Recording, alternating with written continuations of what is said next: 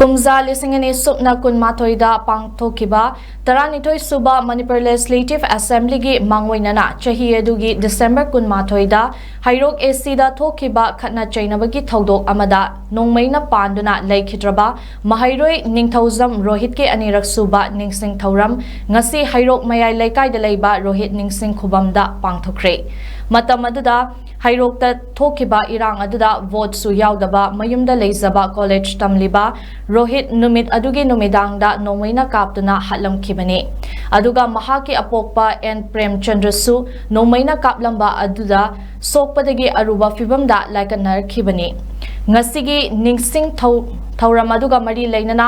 emung manung amadi saruk yakhiba miyamna laikhidraba Rohit ki ningsing khubamda laikatuna amadi minute ani tumina leptuna awaba phongdokhi Mikhal gi damakta khatna chainaba thoktuna voter fauba oidriba mahairoi asida thokriba thodok asi atoppa imung singda thoktaba oisanu hairaduna laikhidraba Rohit ki mayamba Roshan na hai masigumba thodok asi makhatana amuk hana thoktanaba lengak asinasu ahenba mityeng changbiyu Thodok adu chahi aniri mapung fakhre case asisu hojik makha chathaduna leiribani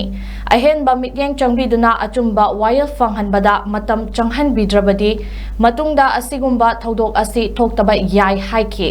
panba yabadi mihad aduga mari leinana special investigation team SIT semkhibaga loinana kumjale singani supna kunmathoi gi December kunmari da thodok aduda chenabani haiba miyoi taruk police na fagatke matam aduda mihad aduga mari leinana fakiba miyoi taruk mak kumjale singani supna kunnithoi gi March amada session judge Thawbalgi court na belda thadokhiba laikhrabani election gi smaina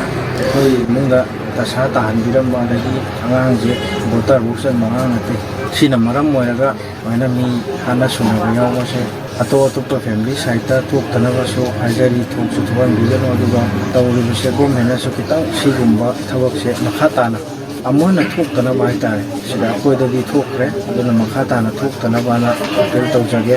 jiksu case am chathari sahi ani di mapung phagre progress ilai leita go me side te sa se kitang phangda bagi mo tawsi marsu ko lena